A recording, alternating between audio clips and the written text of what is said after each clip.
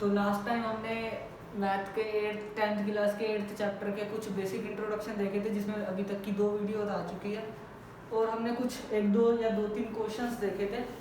बाकी आज देखते हैं कुछ नए 1-2 फॉर्मूले देखेंगे, टेबल देखनी है, उससे रिलेटेड कुछ क्वेश्चंस देखने हैं। आज के जो लेक्चर या जो भी क्लास होने वाली है वो एक टेबल के ऊपर बेस्ड होगी पूरी। तो सबसे पहले जब मैं शुरू करूँगा एक टेबल बनाता हूँ और फिर देखते हैं, आगे बढ़ते हैं। पहले टेबल देख लेते हैं।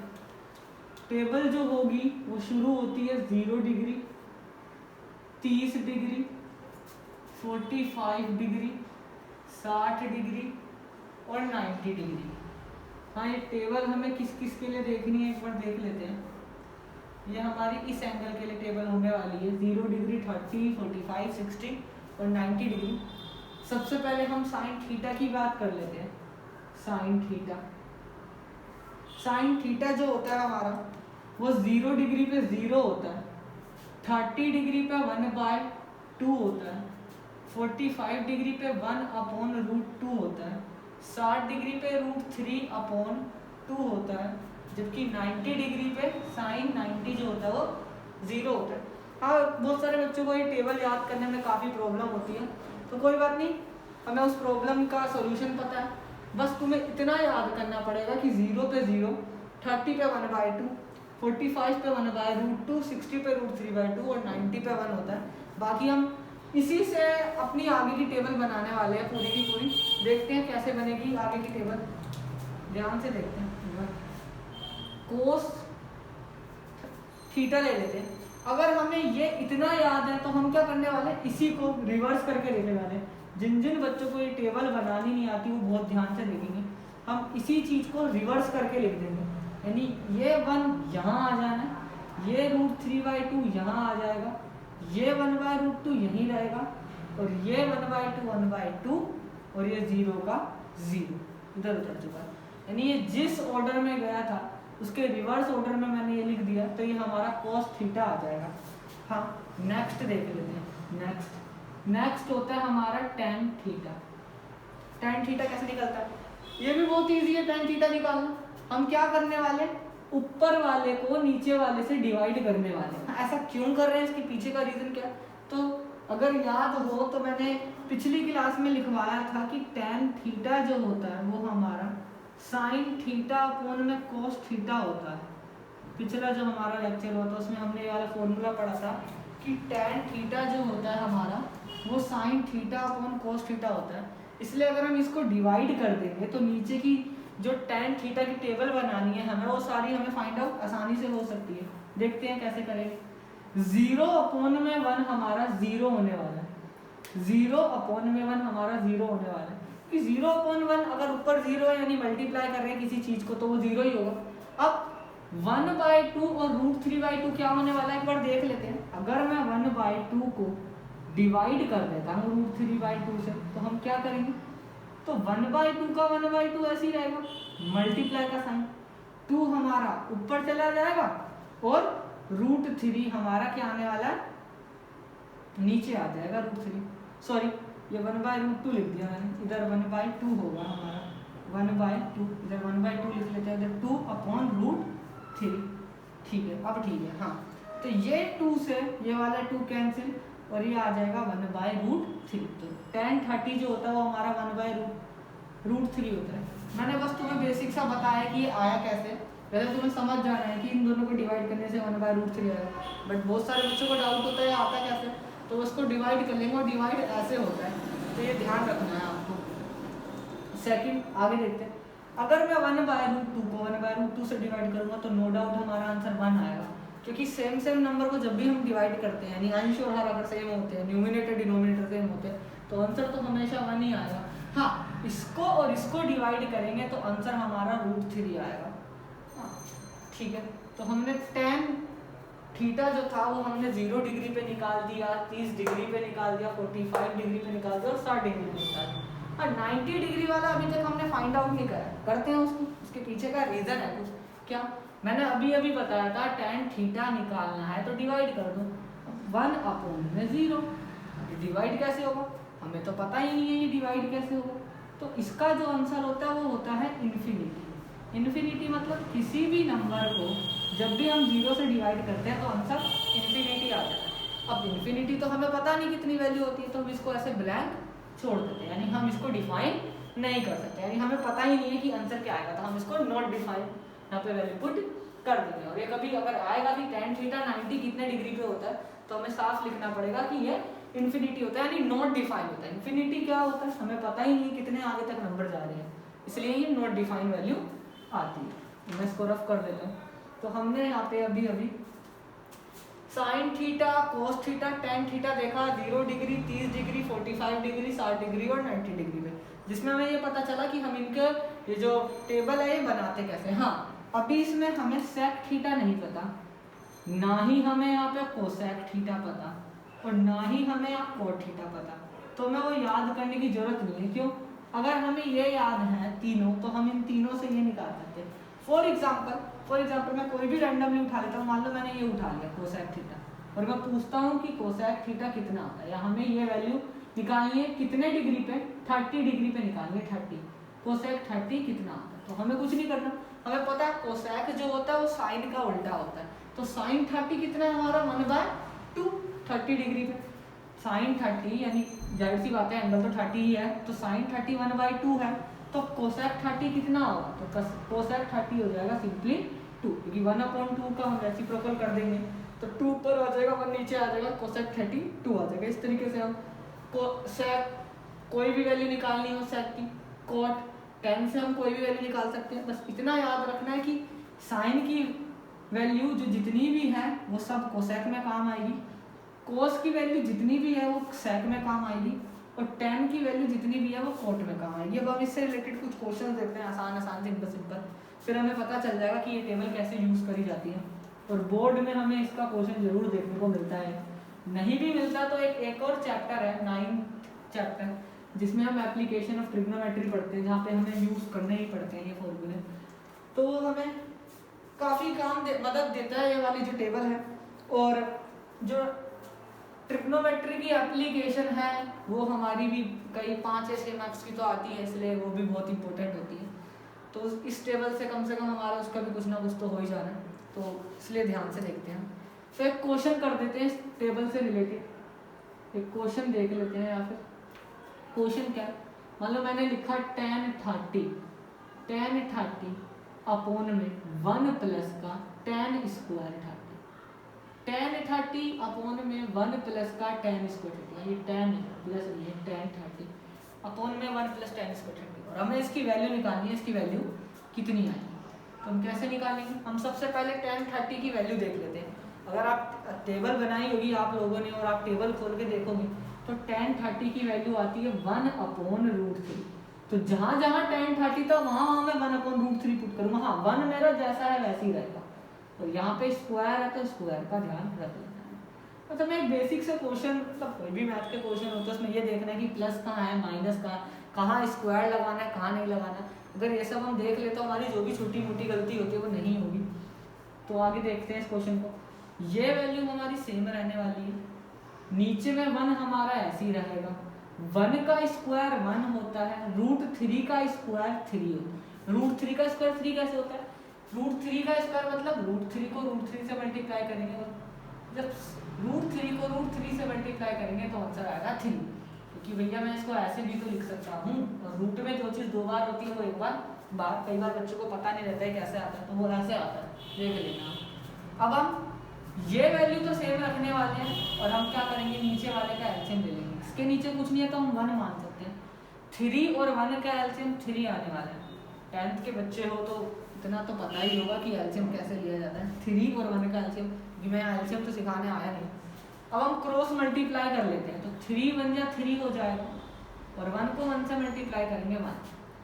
ये वैल्यू हमारी सेम रहेगी। फिर से नीचे क्या होगा, 3 और 1 तो हो जाएगा 4, और अपॉन में आ जाएगा नीचे 3। हाँ, अब हम क्या कर सकते हैं, इसको तो हम जैसा है वैसे ही रखेंगे, मल्टीप्लाई 3 चला जाएगा ऊपर और 4 आ जाएगा नीचे, ये ऐसे आ जाएगा। अब हम इसको आगे सोल्व कर भी सकते हैं, और नहीं भी अगर हम चाहें तो ऐसे ही छोड़ सकते हैं, बट फिर भी हम इसको आगे सोल्व कर लेते हैं। कैसे सोल्व करेंगे हम इसको, 3 को हम 1 से करेंगे तो आ जाएगा 3, और अगर 4 को √3 से करेंगे तो आंसर आ जाएगा 4√3। हाँ, हम चाहे तो इस 3 को √3 इंटू √3 लिख सकते हैं, तो नीचे 4√3 आ जाएगा। √3 से √3 कैंसिल, तो आंसर आएगा हमारा, आंसर आ जाएगा हमारा √3/4। ये हमारा आंसर आ चुका। तो आप ऐसे क्वेश्चन को सोल्व कर सकते हैं। एक बार हम चेक कर लेते हैं कि आपने कुछ गलती ना करी हो। अगर हमारे पे बोर्ड के पेपर में भी टाइम होता है, वैसे तो टाइम की बहुत कमी होती है, बट फिर भी अगर आपके पास टाइम है तो एक बार रीचेक कर लिया करो कि आपने कराया क्वेश्चन कम से कम गलत ना हो। तो एक बार चेक कर लेते हैं कि हाँ tan 30 हमारा 1/√3 होता है, और ये भी 1/√3 होगा, और हमने यहाँ स्क्वायर लगाया था क्योंकि स्क्वायर क्वेश्चन में दिया हुआ है, तो 1 का स्क्वायर 1 होगा और √3 का स्क्वायर 3 होगा। ठीक है, यहाँ तक हमारा क्वेश्चन बिल्कुल ठीक है। अब हम 3 और 1 का एलसीएम लेंगे तो 3 आएगा, क्रॉस मल्टीप्लाई करेंगे तो 3 बन जाए 3, और 1 को 1 से करेंगे तो 1। 3 और 1 अगर प्लस करते हैं तो 4 आता है, और नीचे 3 का 3 रहने वाला है। ठीक है, अब ये वाली वैल्यू तो सेम रहेगी, ये हमारा रिवर्स हो जाएगा, 3 ऊपर चला जाएगा जबकि 4 नीचे आ जाएगा। और जब हम इसको फर्दर सोल्व करते हैं तो हम इसको 3 को √3 इंटू √3 लिख सकते हैं, जबकि √3 से √3 कैंसिल, और आंसर आ जाएगा √3/4। तो ये क्वेश्चन कुछ ऐसा था। आगे और क्वेश्चन देखते हैं इससे कुछ रिलेटेड। अगर हमें टेबल आती है तो हम ऐसे क्वेश्चन को बहुत ही आसानी से सोल्व कर सकते हैं। बस हमारा प्लस माइनस गुणा भाग एलसीएम वगैरह सही होना चाहिए, तभी हम इन क्वेश्चनों को सही करते हैं। और क्वेश्चन देखते हैं। मेरे पास एक कुछ क्वेश्चन है, इसमें से मैं क्वेश्चन लिखता हूँ। जैसे कि हमें क्वेश्चन में दिया cos 30 plus sin 60, cos 30 plus sin 60 upon में 1 प्लस का cos 60 और प्लस का sin 30। हमें प्रूफ करना है कि ये किसके बराबर है, √3/2 के बराबर है। हमें ये प्रूफ करना है, हमें क्वेश्चन दिया है। हम देख लेते हैं इसको प्रूफ कैसे करेंगे हम। हाँ, ये हमारी लेफ्ट हैंड साइड है जबकि ये हमारी राइट हैंड साइड है, तो हम लेफ्ट हैंड साइड को सॉल्व करेंगे और हम उसको RHS बनाने की पूरी कोशिश करेंगे। देखते हैं कैसे कर सकते हैं इस क्वेश्चन को सोल्व। हमें टेबल में जाना पड़ेगा और वहाँ से वैल्यू पुट करनी पड़ेगी यहाँ पे। तो cos 30 जो होता है हमारा, वो हमने पढ़ा था। cos 30 हमारा अगर हम टेबल में देखेंगे तो हमें मिलेगा √3/2 प्लस, जबकि हम sin 60 पे जाएंगे तो ये भी हमें मिलता है √3/2। अपॉन कर देते हैं तो 1 तो 1 ही रहने वाला है, प्लस cos 60 होता है हमारा 1/2 और sin 30 भी होता है हमारा 1/2। अब इस क्वेश्चन को सोल्व करने के बाद बहुत तरीके, आप यहाँ से कैसे भी कई तरीके से सोल्व कर सकते हो। मतलब कई तरीके से, तरीका तो एक होगा बट आप प्लस कैसे करते हो, एलसीएम लेके करते हो, कैसे करते हो, वो आपको थोड़ा देखना पड़ेगा। मैं थोड़ा सा शॉर्टकट कर सकता हूँ।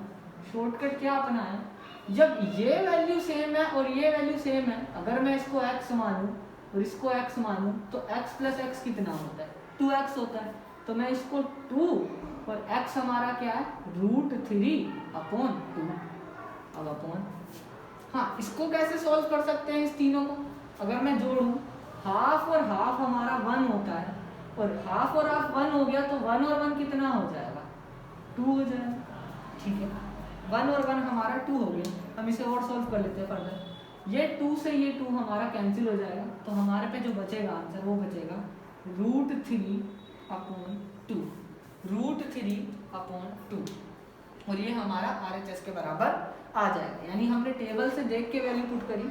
वैसे तो अभी अगर आप कर रहे हो, मतलब फर्स्ट टाइम कर रहे हो, तो टेबल देख के कर सकते हो वैल्यू पुट, बट धीरे जैसे जैसे आपको आ जाएगा क्वेश्चन, अपने आप टेबल के अंदर जो जितनी भी वैल्यूज होती है वो सारी आपको पुट करनी आ जाएगी और आपको याद होती रहेगी। वो तभी होगी जब क्वेश्चंस करेंगे इससे रिलेटेड, तभी होती है। ऐसे तो अपने आप तो कुछ भी नहीं होता। तो ये क्वेश्चन समझ आ गया होगा सबको कैसे करा हमने। बस वैल्यू पुट करके हमें प्लस एलसीएम वगैरह सही तरीके से लेना और हमारा क्वेश्चन पूरी तरीके से प्रूफ हो जाएगा। थोड़े से और क्वेश्चन देखते हैं, चलिए इसको मैं रफ कर देता हूँ। तो अभी तक मैंने 2 क्वेश्चन कराए थे। थोड़े से हम और आगे क्वेश्चन देखते हैं और थोड़ा और क्वेश्चनों को हार्ड करने की पूरी कोशिश करते हैं। क्योंकि अगर हम बेसिक से एडवांस में जाएंगे तभी हमें पता चलेगा, वैसे तो पता नहीं चलेगा अगर डायरेक्ट जाएंगे तो हम थोड़ा सा क्वेश्चन का लेवल बढ़ा देते हैं। हम लिखते हैं 2 ब्रैकेट में cos square 45 plus tan square 60 minus 6 bracket में sine square 45 minus tan square 30। और हमें प्रूफ करना है कि ये वैल्यू हमारी किसके बराबर है, 6 के बराबर है। देखते हैं इसको कैसे करेंगे, इसको सोल्व करते हैं। फिर से हमें टेबल में जाना पड़ेगा और वहाँ से वैल्यू पुट करनी पड़ेगी। तो अगर हम टेबल में जाते हैं तो हम फिर से यहाँ पे पूरी की पूरी साइड हमारी लेफ्ट हैंड साइड है, तो हम लेफ्ट हैंड साइड को RHS यानी राइट हैंड साइड के बराबर प्रूफ करते हैं। तो 2 cos 45 होता है हमारा 1/2। हाँ, यहाँ पे अगर स्क्वायर है तो मैं बड़ा वाला ब्रैकेट लगा देता हूँ। cos 45 होता है हमारा 1/√2। स्क्वायर है तो हम इसका स्क्वायर कर देंगे, प्लस tan 60 की वैल्यू होती है हमारी √3 और स्क्वायर है तो हम इसका स्क्वायर कर देंगे और ब्रैकेट माइनस इधर क्या था 6, इधर था साइन स्क्वायर 45। साइन 45 होता है हमारा 1/√2 और स्क्वायर है तो हम फिर से यहाँ स्क्वायर करने वाले हैं, माइनस tan 30 होता है हमारा 1/√3 और स्क्वायर है तो हम यहाँ पे फिर से स्क्वायर करने वाले हैं और ब्रैकेट बंद। अब हम थोड़ा अंदर सोल्व करने जा रहे हैं। अंदर हम कैसे सोल्व करेंगे, जैसे कि 1 का स्क्वायर हमारा 1 हो जाएगा, जबकि √2 का स्क्वायर हमारा 2 ही रहने वाला है, प्लस अगर मैं √3 का स्क्वायर निकालूं तो मैंने अभी बताया था आप लोगों को कि √3 का स्क्वायर 3 होता है। कैसे, वो मैंने बता दिया था। हाँ, स्क्वायर से रूट कैंसिल हो जाएगा तब भी हमारे पास आंसर 3 ही बचने वाला है, -6। इसको सोल्व करते हैं, अभी हमने सोल्व करा था। 1 का स्क्वायर 1 और √2 का स्क्वायर 2 माइनस 1 का स्क्वायर 1 √3 का स्क्वायर 3 और ब्रैकेट बंद। क्रॉस ब्रैकेट नहीं लगा सकते वैसे, ऐसे दूसरे वाले ब्रैकेट लगा लेते हैं कि ये स्क्वायर तो हमारा सॉल्व हो ही चुका है, तो हम ये वाला ब्रैकेट हटा देते हैं और ये वाला ब्रैकेट लगा, ठीक है। हाँ, इसके नीचे कुछ नहीं है तो हम 1 मान लेते हैं। अब हम इसका अंदर वाले का एलसीएम लेते हैं।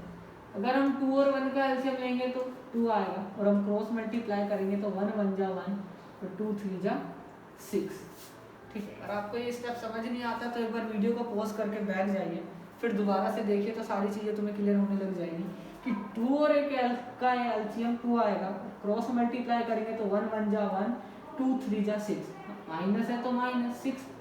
2 और 3 का एलसीएम 6 आने वाला है, फिर से क्रॉस मल्टीप्लाई करेंगे तो 3 1 जा 3 तो 2 1 जा 2 आ जाएगा, ठीक है।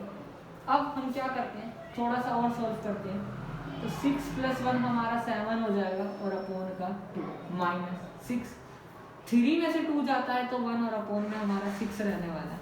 अब हम इसे सोल्व करते हैं थोड़ा, तो 2 से 2 हमारा कट जाएगा, यहाँ पे 6 से 6 कट जाएगा, क्या क्या वैल्यू बच रही है उसको लिख लेते हैं, 7 और माइनस का 1, और 7 में से 1 जाता है तो आंसर 6 आता है और ये पूरी की पूरी वैल्यू हमारी RHS के बराबर आ जाएगी।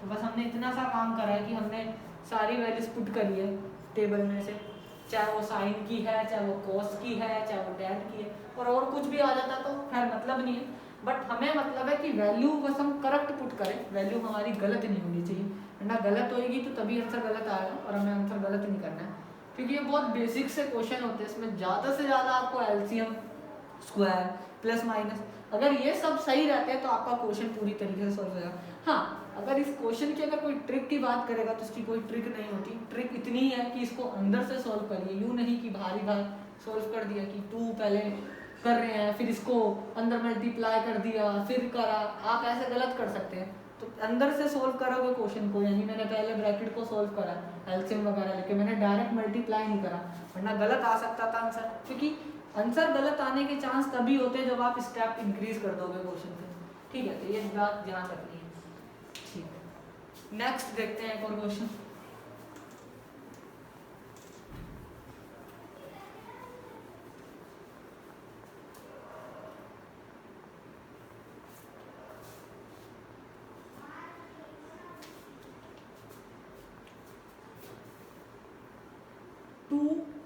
cos 3 थीटा हमें दिया है 1, 2 cos 3 थीटा हमें 1 के बराबर दिया है, हमें थीटा की वैल्यू फाइंड आउट करनी है कि थीटा हमारा कितने डिग्री में होने वाला है। ऐसे क्वेश्चंस हमें बहुत कम ही देखने को मिलते हैं वैसे, बट फिर भी ये क्वेश्चंस हमें बहुत कुछ सिखाते हैं, तो हमें वो चीज़ याद रखनी है कि इस क्वेश्चन को सॉल्व करने का तरीका क्या होता है। हाँ, ये क्वेश्चन भी हमारे पूरे के पूरे टेबल के ऊपर बेस्ड है, और टेबल के ऊपर कैसे, जब मैं इसको सॉल्व करूंगा आपको पता चल जाएगा कि ये कैसे टेबल के ऊपर बेस्ड है और हम कैसे थीटा की वैल्यू फाइंड आउट कर सकते हैं। पहली बात तो जो भी आपका यहाँ पे कॉस दिया है, साइन दिया है, चाहे टैन दिया है, इसके साथ जो उस वैल्यू को इधर ले जाइए, तो हम ये देख सकते हैं कि cos 3 थीटा हमारा आ जाएगा 1/2। अब ये 1/2 कैसे आया, अगर ये 2 हमारा मल्टीप्लाई में है तो इधर जाएगा तो डिवाइड में ही आएगा, तो cos 3 थीटा जो है हमारा 1/2 के बराबर आ गया। अब हमें क्या करना है, हमें तो थीटा की वैल्यू फाइंड आउट करनी है, और यहाँ पे हमें दिख रहा है cos, ओ है, ए नहीं है, ओ है, और हमें यहाँ पे थीटा की वैल्यू फाइंड आउट करनी है इसकी।